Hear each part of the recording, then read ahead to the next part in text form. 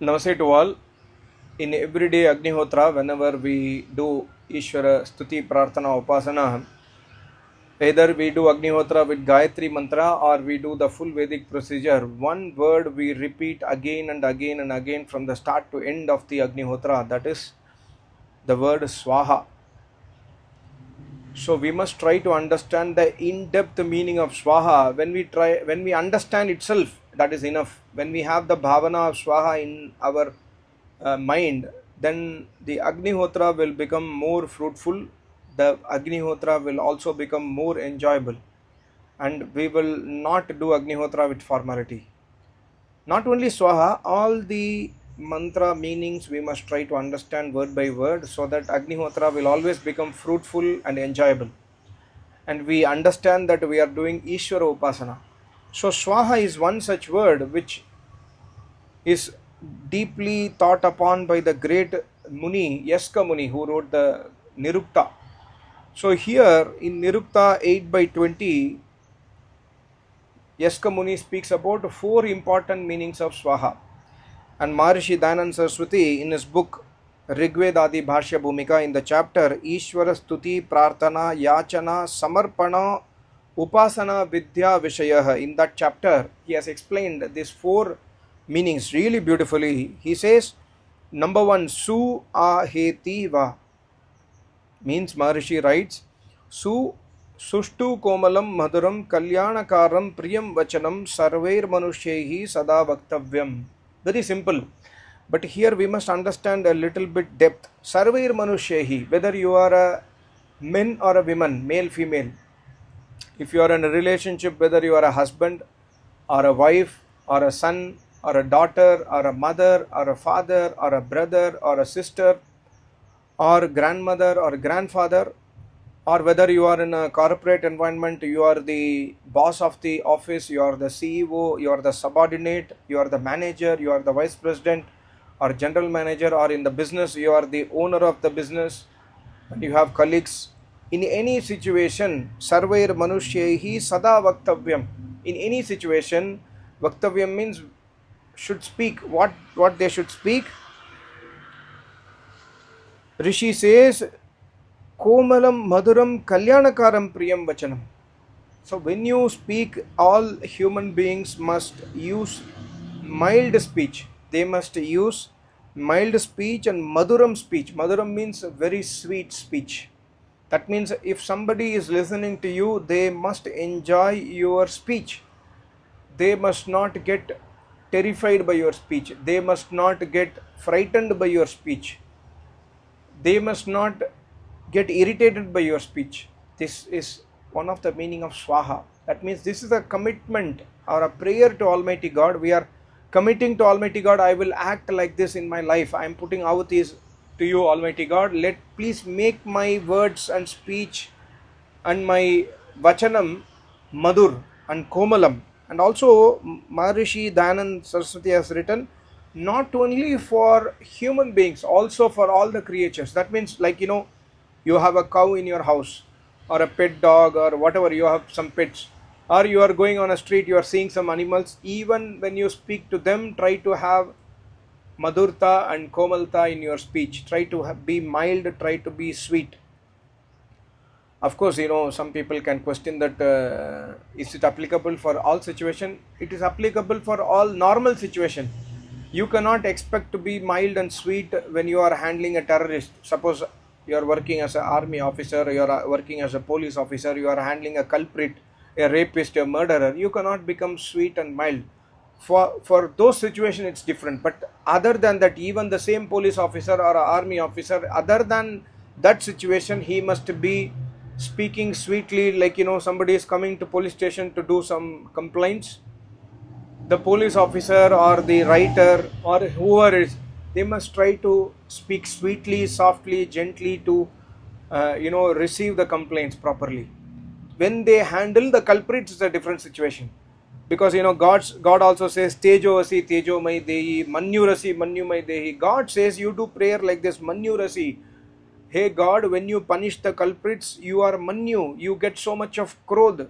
Manyu mai dehi, mujhe also, please give me the same krodh to me also.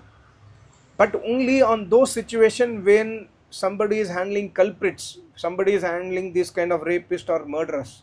Other than that, in all the situations, we must try to utilize a mild and sweet speech, so that our speech, our love is spread across. This is very, very important. One word of the Swaha. The other word of Swaha is Swa Vagaheti Va. Maharishi writes, Ya Jnana Madhye Swakiya Vagvartate Sa Yadaha Tadeva Vagindriyena Sarvada Vachayam. Vagindriya means your mouth. Sarvada Vachayam. But what you must speak from your mouth, he says, Ya Jnana Madhye Swakiya Vagavartate. Whatever is there in your consciousness, in your own consciousness, whatever you feel in your consciousness, you must speak the truth when you speak. Don't do chaplusi. Don't think something and then speak something. Many people have this habit. Every one of us, most of us, 99% of us, we think something else about the opposite person, but we speak something else. So this is not Swaha. When you worship Almighty God, God says, speak sweetly, also think sweetly. So when you have something in your consciousness, when you have something in your mind, when you have something in your buddhi, intellect, try to speak the same thing, because whatever you think also is sweet already. That's what Almighty God says. So the first layer is only outer. The first layer, what I told, mother, father, etc., etc., is the outer layer. This is a further inner layer. Inner layer is, you must try to be sweet from your consciousness. You must try to have peace from your consciousness. When I am a peaceful person, I will not get irritated with others. So this is another meaning of Swaha. So by doing Swaha, by doing Agnihotra, we must try to get inner peace. We must try to understand, Idan Namama, this is not mine. Why I should lose my peace? Like, yesterday one person was asking that my friend cheated me, my money is gone. Somebody came to me, I invested money and they have cheated my money. Or somebody came to me, they beat me, they hurted me. In that situation, how I can be without anger? Yeah, in that situation you cannot control your anger, but when you are angry in situations, you will mostly 99% of the time, you will mostly ruin the situation to worsen it. You will not be better at it. When you become angry and somebody has cheated you, has hit you. It happened when I was a young kid. I was like in the school time, one lorry driver, I was playing with the ball. He came down, he got irritated. I don't know what happened. I did not do anything to him. He came down. Maybe I was shouting, I was playing on the road in Chennai. This lorry driver came down and then slapped me tightly on my face. At that point of time, as a small kid, I was thinking that what mistake I did. Of course, there was an anger inside me, but I cannot beat him. Suppose I get angry and then I beat him, I will get more hurt, right? I mean, just telling a situation. So when somebody is coming and hurting you, and that guy is already more powerful than you, when you react with your anger, you will get more hurt. So in that situation, you must try to use your intelligence also. So the Ved Vidya, God says always try to use your intelligence, try to use your Vidya. In a situation when somebody is hurting you, try to escape from that situation. Maybe you are not able to overpower him or her. If somebody is trying to attack you, if you are possible, try to take the shelter of a person, administrator, police, or somebody else who is powerful, if possible. Otherwise, try to get away from the situation. Showing your anger on that person will further worsen the situation. So okay, that's a different topic, but here Rishi says, Ya Jnana Madhye Swakiya Vagavartate. Whatever is there in your own consciousness, speak it out truthfully. Don't do drama. Like I have a problem with somebody. Maybe it is my colleague. My one nature is I always speak what is there in my mind. I tell to them very clearly, this is what I think, this is what I will do, this is what I will not do. I speak very openly. I'm not telling I'm a great man, but this is a one quality which has helped me in my career growth. That speak truthfully, consciously. People understand that some there was an incident in my office that in one of my another branch, the managing director misunderstood me when I spoke in a meeting. Later on, after 3 months, when the issue was solved, that person called me and said that when you spoke, I got irritated with you because you spoke so openly, so truthfully.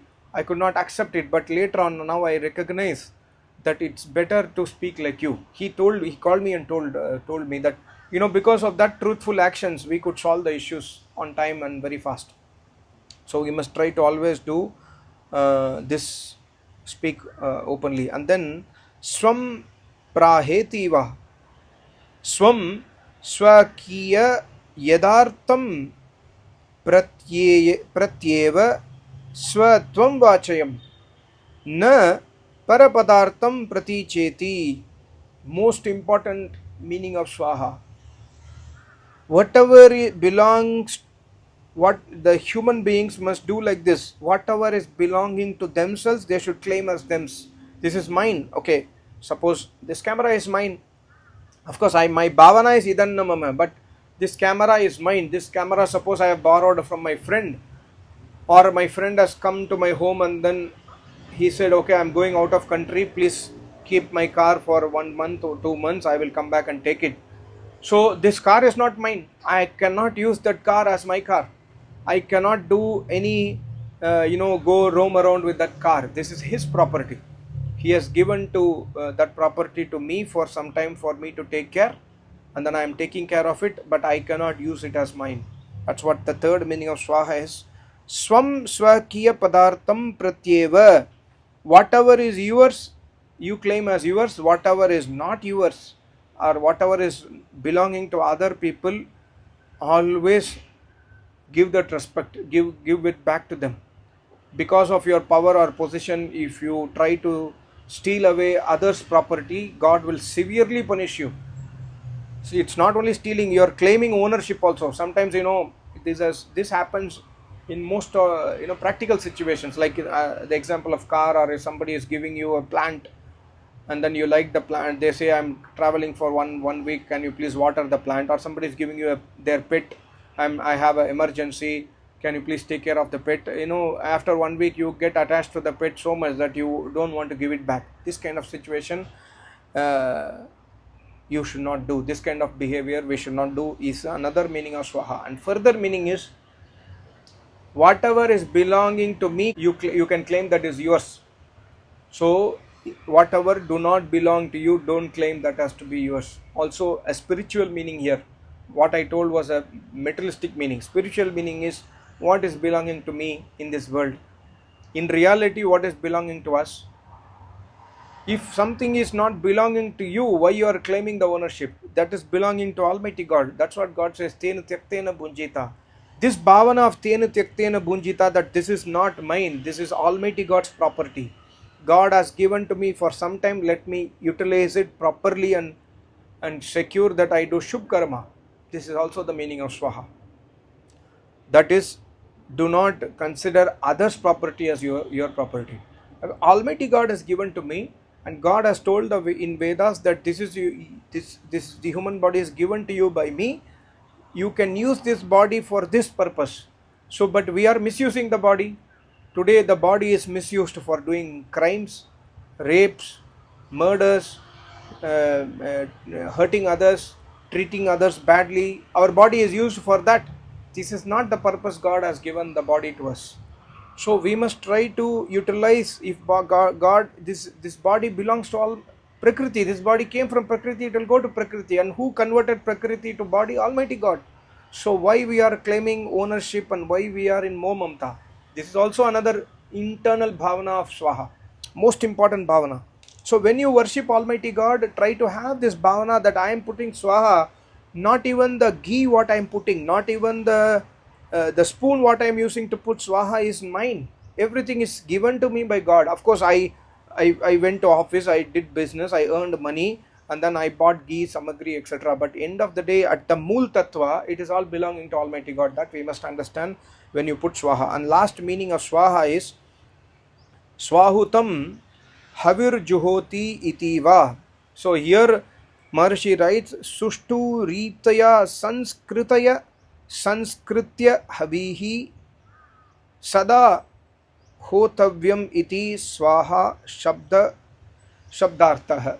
So here fourth meaning given by Yask Muni is most important, is that every human being, whether it is a male or female, they must offer oblations, they must offer ahutis in the burning fire, and that ahutis must be pure. Don't put impure things in the fire.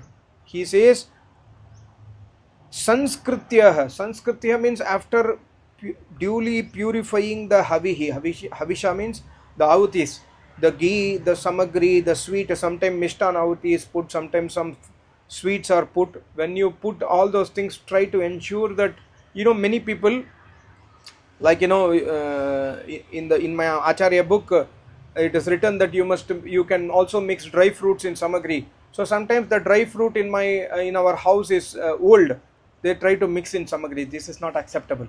If you are not able to eat the dry fruit, then why are you putting in in ahutis? This is against dharma.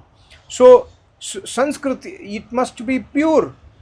After it is, you are sure that it is pure, then use it in samagri. If the ghee is pure, then use it in oven. If the ghee is not pure, don't buy cheap quality products for oven.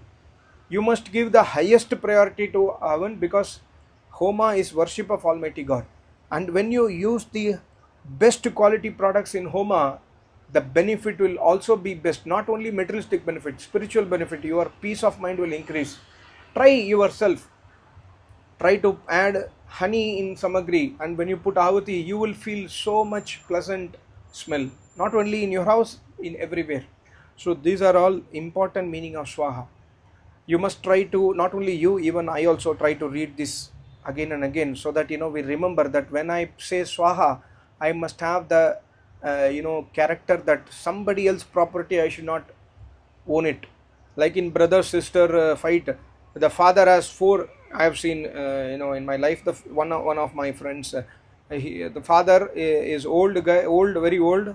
He has a big property, and he has given that property to one of the sons, because the other three are settled, because the other three are educated, they have some bank balance, etc. So he thought that this property should go to one of the sons, not to everyone, and he made a will like that.